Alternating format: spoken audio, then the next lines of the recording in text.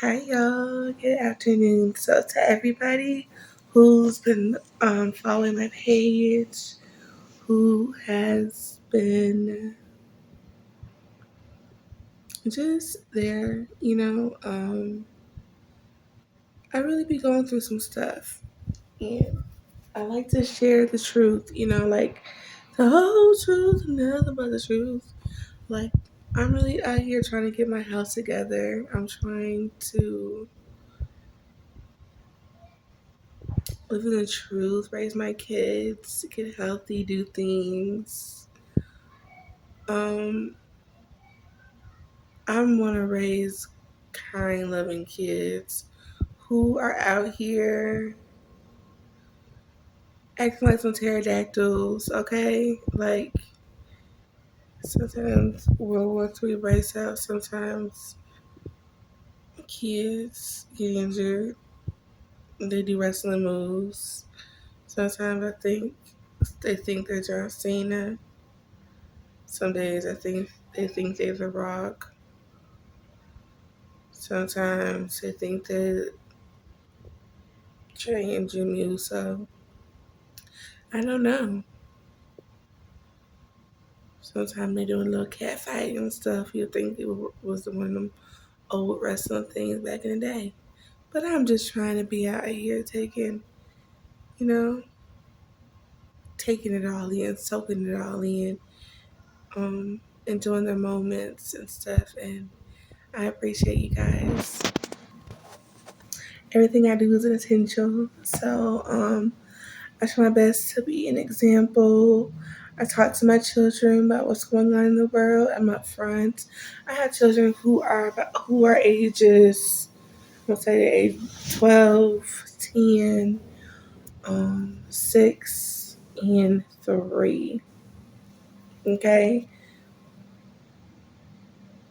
the last three, they really be going through some stuff. They be doing a lot. Um, the oldest, she do her own little thing. They gotta reel her in sometimes because sometimes I feel like children they need to they don't need to grow too fast, but at the same time they need their space. They need to not always be around younger siblings. So I try to get everybody their space. I try to get everybody everything they need, and I think I really am doing a great job. Um, I just love seeing my kids together. I just love seeing them bonding and doing things together, and I really like that. And I'm grateful that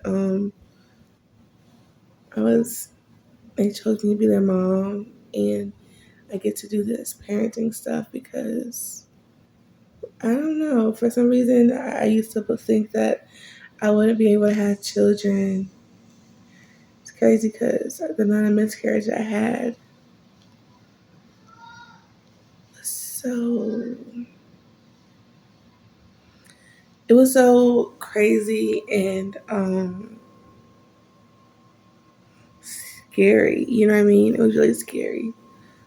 And I don't talk about that a lot, but it was traumatizing. No one talks about the miscarriages. No one talks about all the scary things that can happen to you during birth, like hemorrhaging, um, low blood pressure, high blood pressure, them having to give you magnesium because you had preeclampsia or you have it after birth and your blood pressure's high and you can't get control over it. And it takes months to get that together. No one talks about a lot of stuff. And it shouldn't be a taboo thing. You know what I mean? Like, I think a lot of young parents and parents out there in general are so worried about how the baby's going to come out. Should they be,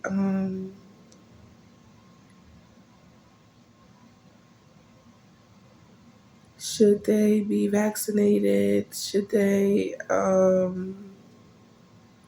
an epidural? Should they go natural? Should they, you know what I mean? It's so much stuff going on, and it's just like, do what's best for you. Do what you need to do for you. You know what I mean?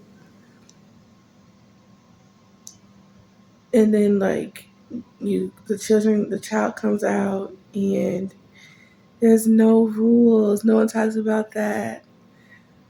That you being a first time parent and you don't know what you're doing, and you bring this baby home and you're just sitting there after everybody leaves.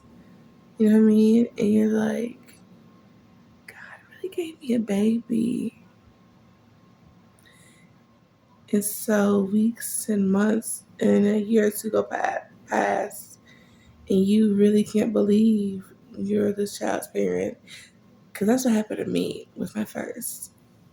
The first year went by so fast. And I was just like, wow, might have had some postpartum stuff going on, but didn't realize it.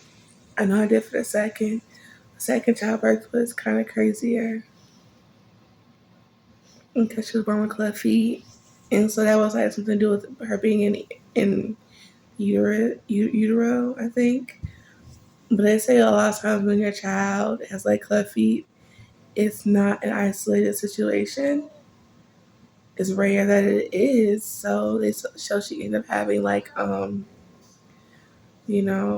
reading, trouble stuff like that. Hey girl. I lost my train of thought. My child came in the room. She's so upset about something. But yeah, so she was born with club feet, and they said it wasn't an isolated situation. And so she ends up having like a developmental delay. Whereas um, it's like autism as well as it's something called something processing, not something, it's like a processing disorder, but like a cognitive delay disorder where she has a hard time like comprehending things. It's a lot, but you know, she's about to be 10. So I would say that's why I always say she's 10. Like in a couple months, she'll be 10, and she's come so far. And my 6-year-old, she turned 6 last month. My 6-year-old, she was having trouble with ear infections and stuff, and she finally got her tubes in her ear, and then she has something going on with her eyes. We're watching her with her eyes, like glaucoma or something, and she's so young and she's going through a lot, and everybody got something going on. And then, I'm trying to do my best so my daughter can. I'm striving to make sure that all my kids' needs are being met and taken care of, and I want them to succeed and be successful.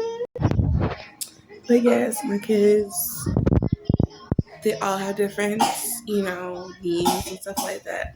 Like right now, my child, she's sick, and when she gets sick, she gets super sick. As y'all know, because watch Coco grow. But I also wanted to come up here and show some of the, like my book finds. I've gotten. I went to the Art Valley Village last week and I got some gifts for my daughter. She has a birthday coming up. I got some devotionals and some books about, some Christian books and stuff because I'm a Christian first. But this book is called The Well Watered Woman, Rooted in Truth and Growing Grace and Faith. And that is by Gretchen Saffels. And I also got the Kyle, it's called Kyle Ottoman. He's the author. It's called Don't Give Up. Faith that gives you the confidence to keep believing and the courage to keep going. Okay? This is it right here. And then I got Becky Thompson. Love Unsending, rediscovering your marriage in the midst of motherhood. So y'all remember when I had that series? You okay? Y'all remember when I had that series like a couple years ago? You're more than a mother. So you are more than a mother. Like I said, you guys can do anything with your heart desires, with faith in God, and you guys can keep going. I don't know. It's just really important. Like it's really important to surround yourself with people who are in the same, guess bracket as you are, like with your faith and stuff. Like I don't know. I just feel like it's really important to keep reading books that inspire you, encourage you, and you know things that keep you going. Because I read my devotional on my Bible, and I want to read more books about just watering myself. Like, um, if you have flowers and you can keep them water, you're gonna speak positivity over them. Speak kindness. That's what I always teach my children. Like, I speak into positivity and kindness.